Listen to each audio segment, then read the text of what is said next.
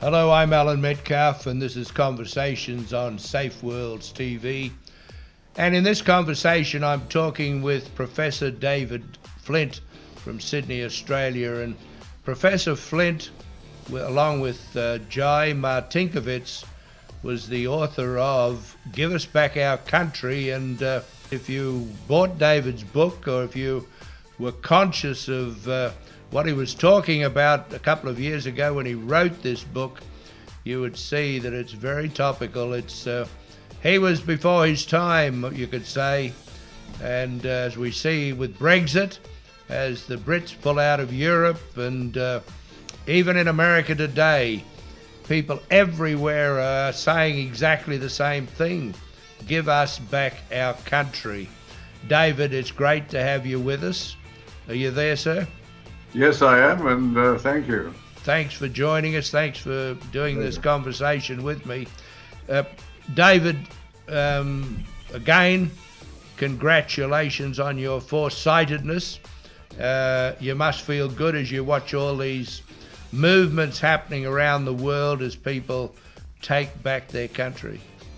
It is wonderful to see what has happened in the UK. I think that is a really major development, because if a state cannot control its borders, it is not really a state. It's lost part of itself. It's neutralized itself. Yes. And the British people realize that, and that's why they want to have their country given back to them. They don't want to have their immigration and other questions being determined in Brussels or in Germany.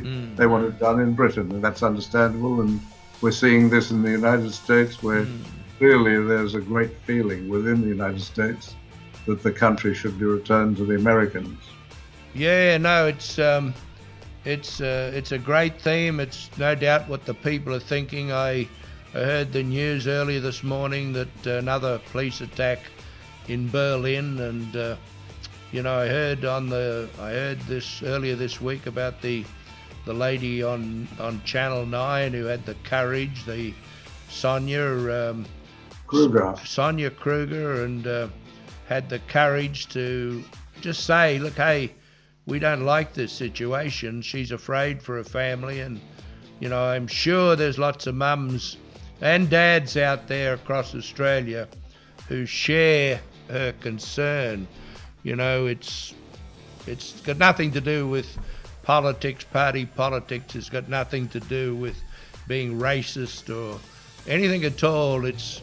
We've all got a right to feel secure, and unfortunately there's a certain group of people in the world today that are associated or claim to be associated with the Muslim faith that are have chosen to terrorize us all. Yes, the very first duty of a government is to defend the borders and provide law and order. Right. And a lot of these problems around the world are the creation of the politicians. They are. It began in Australia with Malcolm Fraser, when he took decisions on immigration about which he was advised not to do. Yes. And he began this process. He built up this process. Yes. And other governments have been even worse. Some have even used immigration for the purpose of building up votes, and that's a terrible thing to do. Sure. Immigration should be only for the national interest.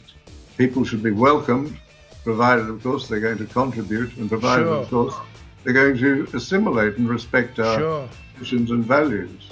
Yeah, no, that's what it's all about. And so, what's your thoughts on the outcome of the Australian election? Malcolm Turnbull got back in. He's been able to form government in his own right. So where do we go from here? Well, he scraped back in. He only scraped in, of course, because of the Nationals.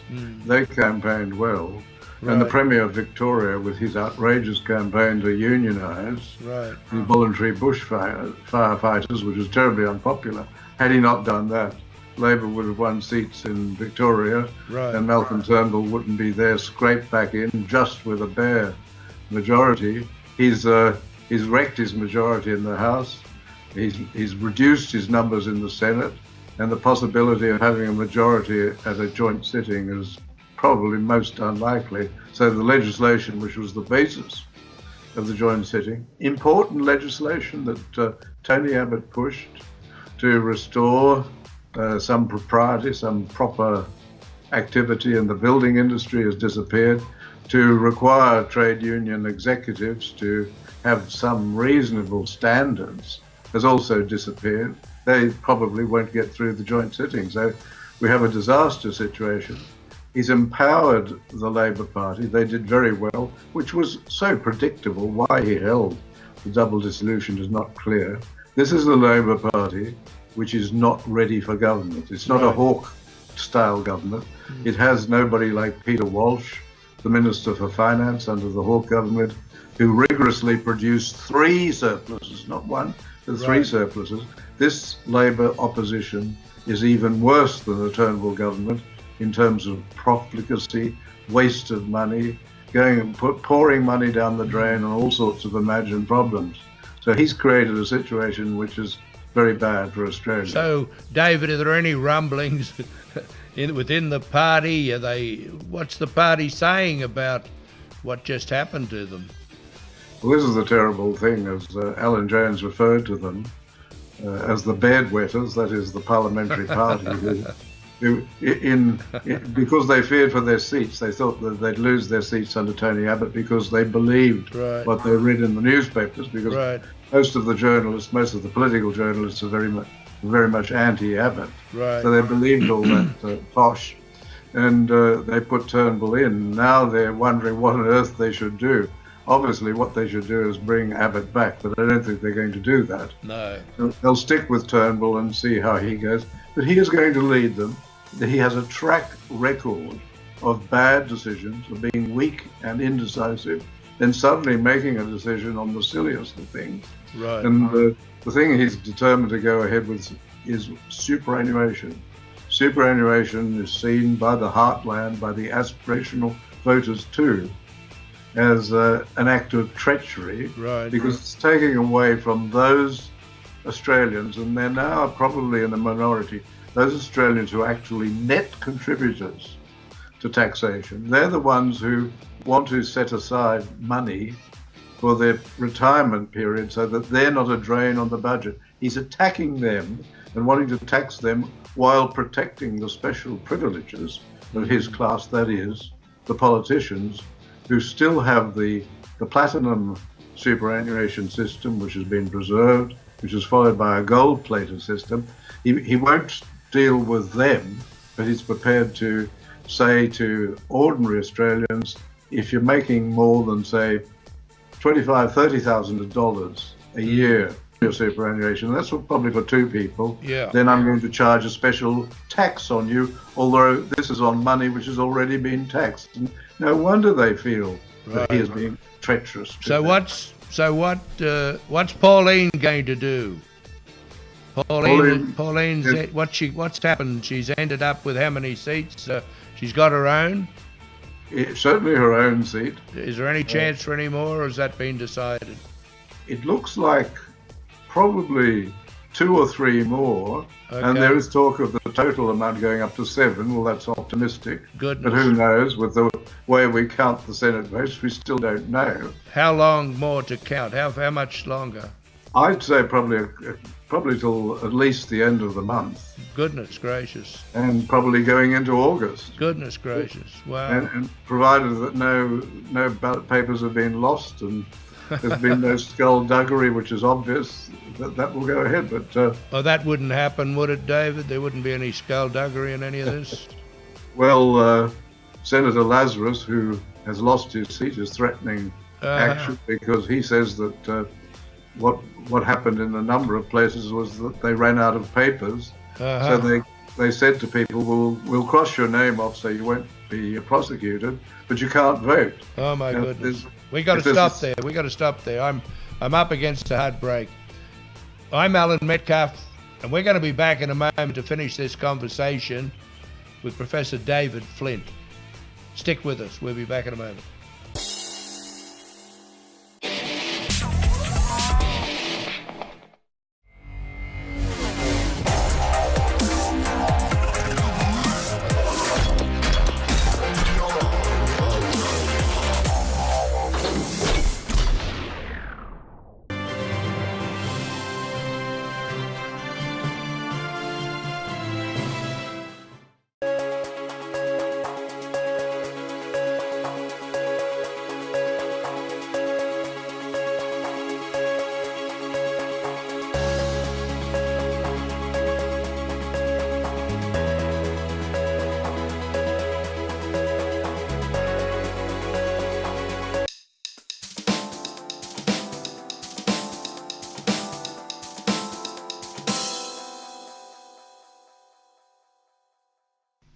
Hello, I'm Alan Metcalfe, and we're back talking with Professor David Flint out of Sydney, Australia.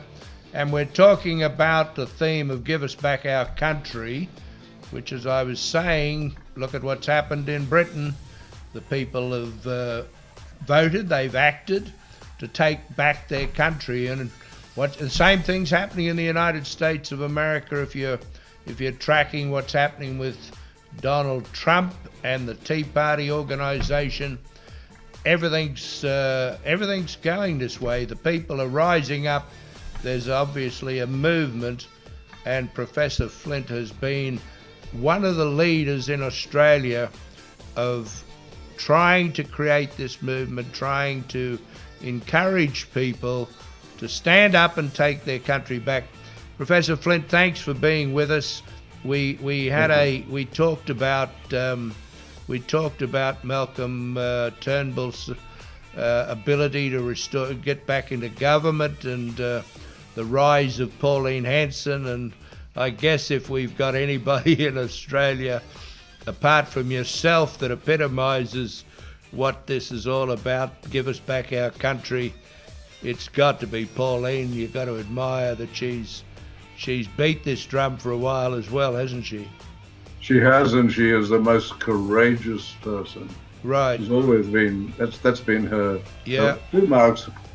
Firstly, courage, and secondly, she's plain speaking and she speaks her mind. Yeah.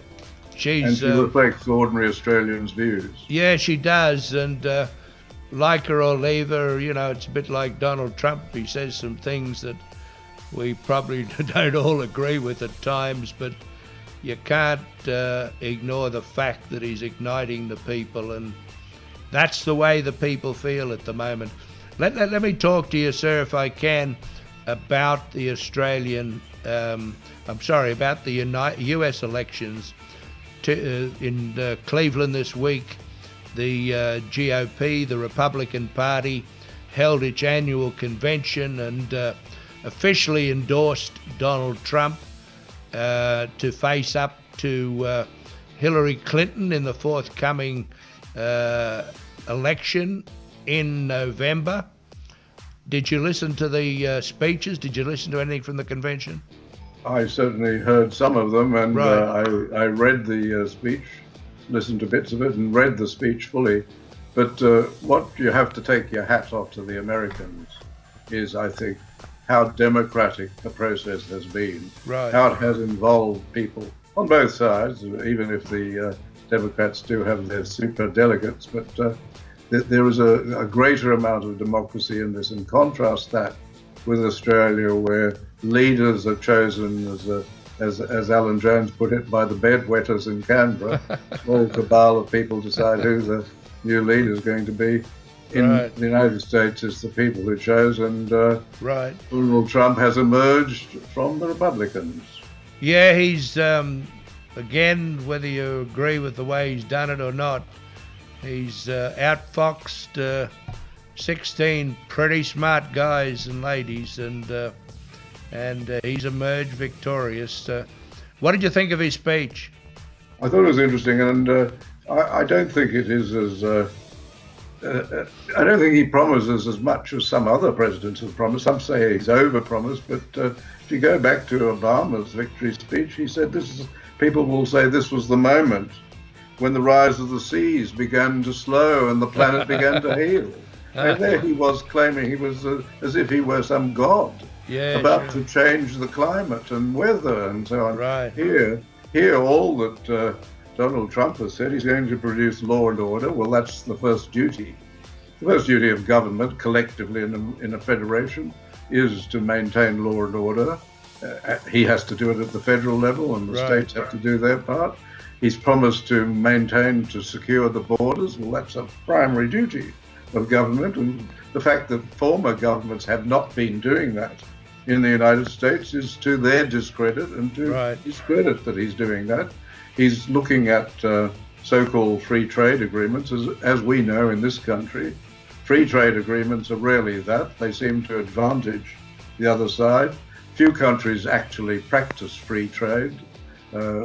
Being an agricultural exporting country, we know that. We know how they misuse their power. So he's He's calling for fair trade. He's pointed to the theft of intellectual property, the manipulation of the currency by China, and he's right to raise all that. And I think he's speaking what the people want. Whether he will be able to achieve the jobs by bringing back manufacturing is not clear, because, as we know, so much is becoming automated and robots are being introduced, and that sort of job is beginning to slowly disappear. Sure.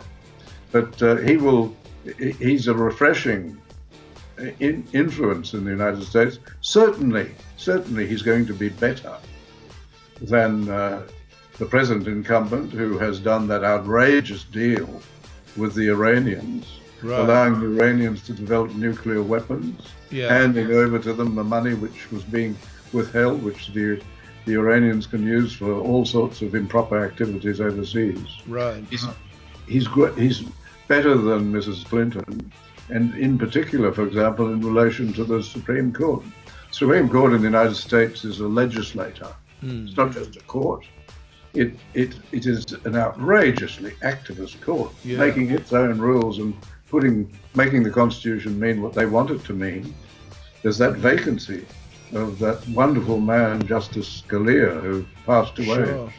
And that vacancy, he promised in his speech, and I thought this was very important, and I think Ted Cruz would have appreciated this, that the person who's going to be appointed to replace Justice Scalia, at least he's going to nominate someone who has the same views, that is, believes that the Constitution means what reasonable people at the time the Constitution was entered into had that meaning. Yeah, you've raised Ted Cruz, and I know you're a Ted Cruz fan, and I've been talking earlier this morning with two very strong Ted Cruz supporters in Dr.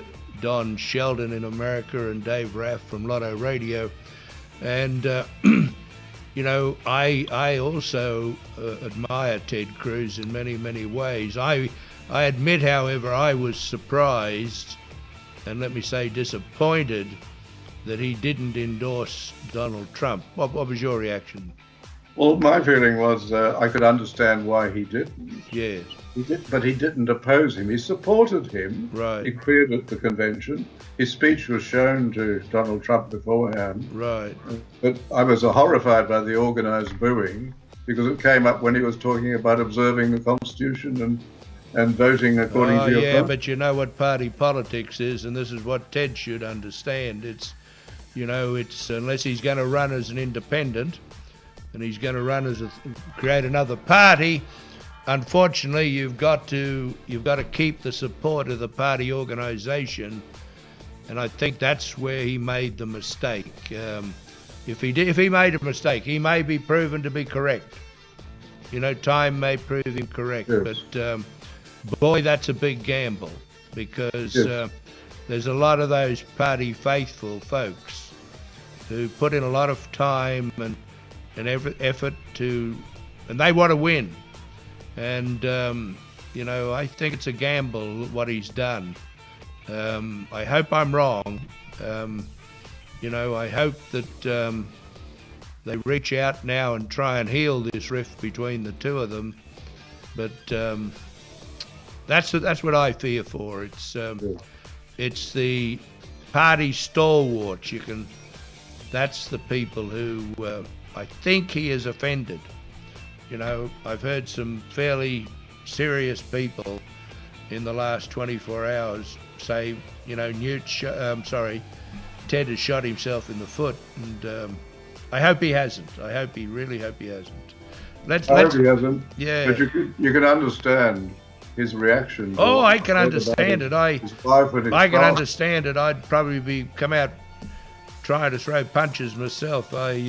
They said things about my wife like that, and or accused my father of doing certain things, and that's almost unforgivable. But politics being what it is, and when we look at the seriousness of the situation, unfortunately it's bigger than Donald Trump, and it's bigger than Ted. I think it's bigger than Ted Cruz, and so I hope they can fix that rift.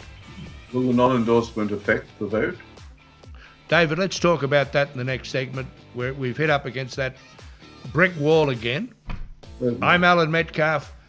We got to take a break. Stick with us, and we're going to talk some more about what's happened at the RNC convention this week in Cleveland.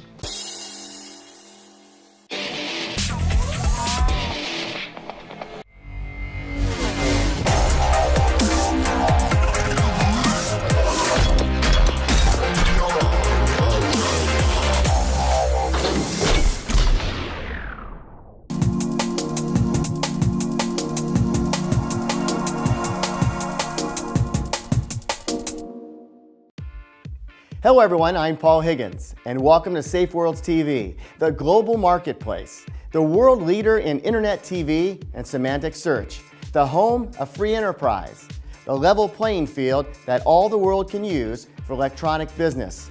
With SafeWorlds TV, every business in every country of the world can now be involved in the world economy.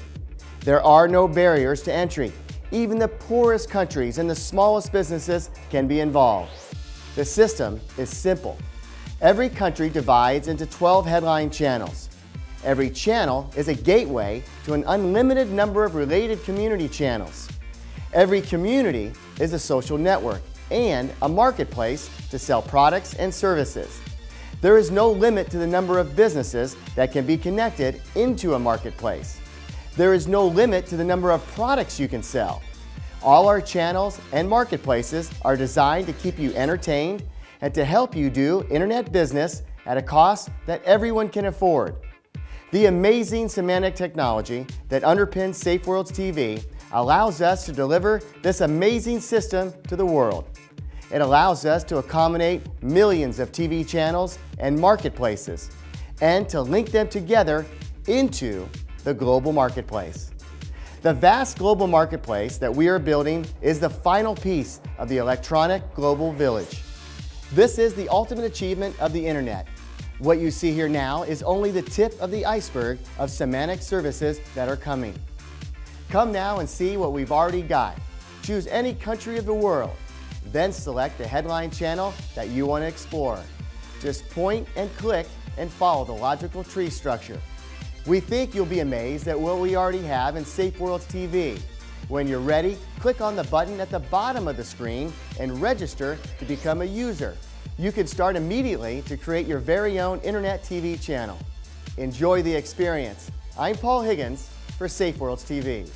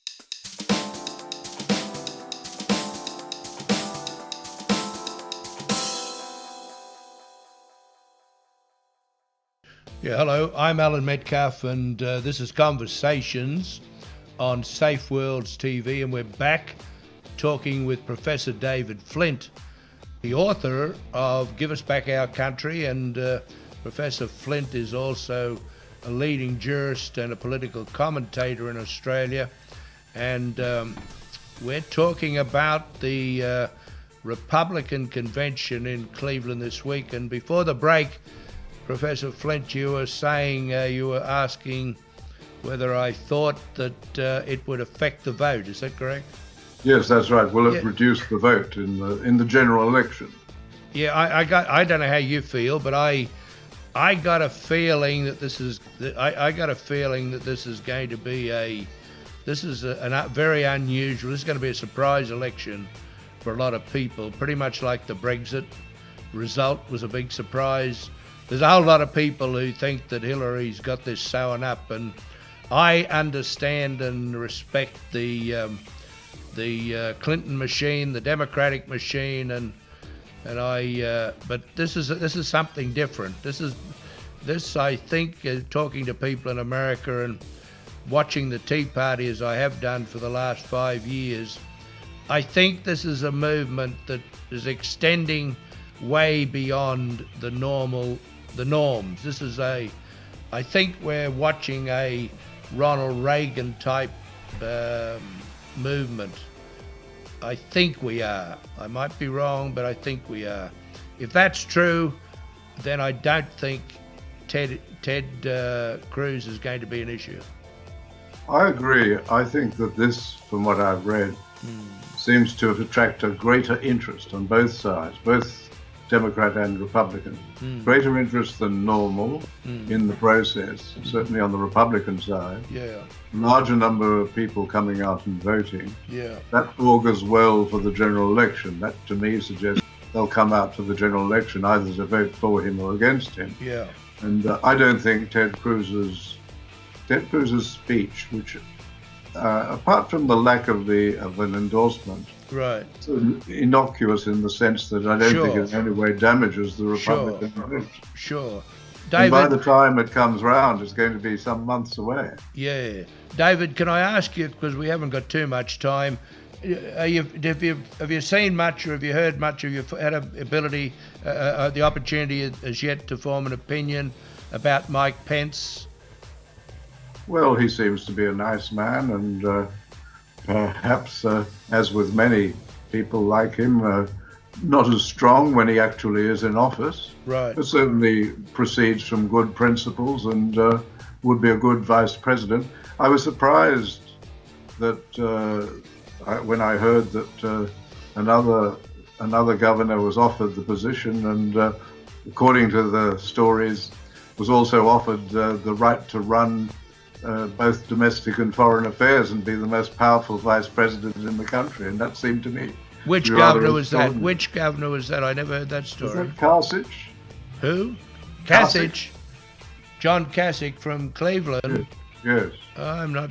Gee, that's. That was a report. It may well have been just. I think Hillary probably put that report out. Yes. That sounds like something out of Hillary's office. Yes.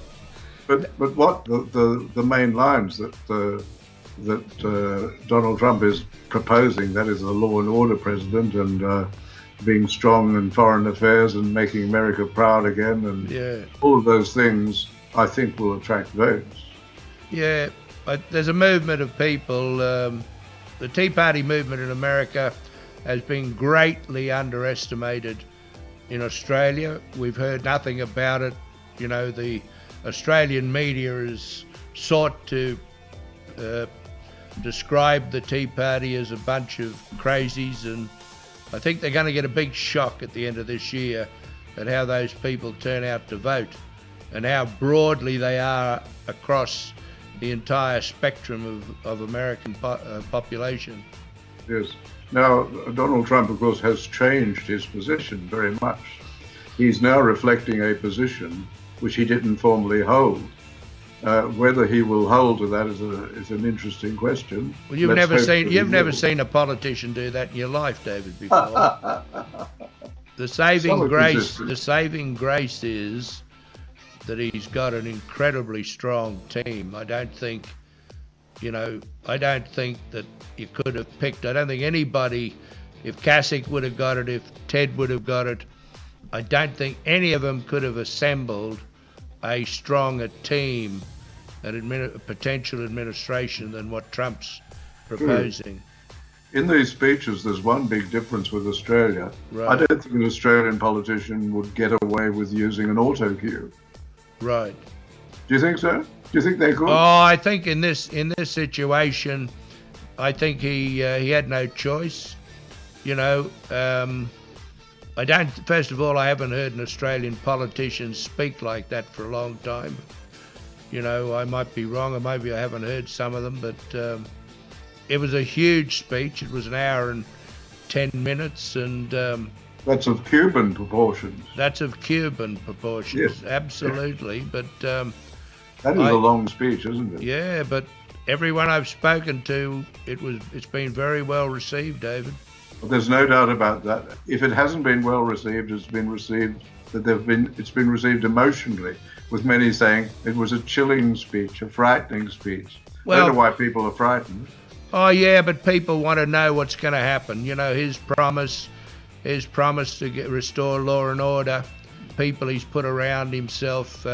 He stuck his neck out a long, long way with this speech. He's in trouble if he doesn't adhere to this speech. Did you hear Glenn Beck?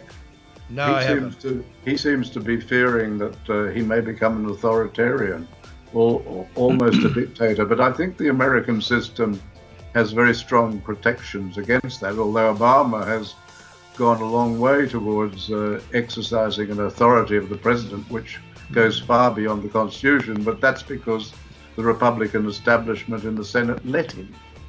Yeah, I can't believe that Rudy Giuliani, Newt Gingrich, Mike Pence, I can't believe that those people, Christie, I don't believe that those people will allow him to become an authoritarian president like Obama has, for example, because these guys have got a future. They've got a big investment in America, and that's what's comforting for me in this. If Donald Trump would have brought in a whole bunch of people that had no reputation and nothing to lose, I would buy that argument that he could become an authoritarian. I don't believe he can do that for one moment. Otherwise, even his own children, if you look at, they're going to be ostracized right throughout the world if based on the speeches they've given and the commitments they've now made. If they come out and perform otherwise, they're finished. Young Donald Jr. I'm told, wants a future in politics. The people will never forgive him if this has just turned out to be a lie and some con job. I don't, I don't think he can do that.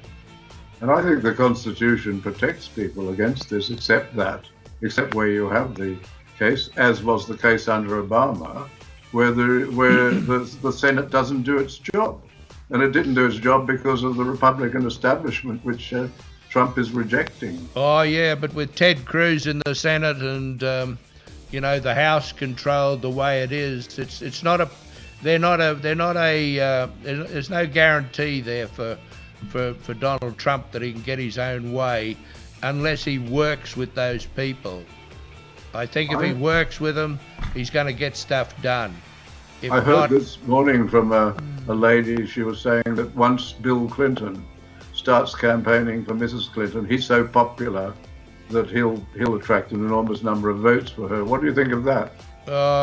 It's for another day. Let's talk about it next week. We're up against that break again, that wall. And quick answer, no, I don't think he will. Thank you, David. I have to go. I'm being wound up here.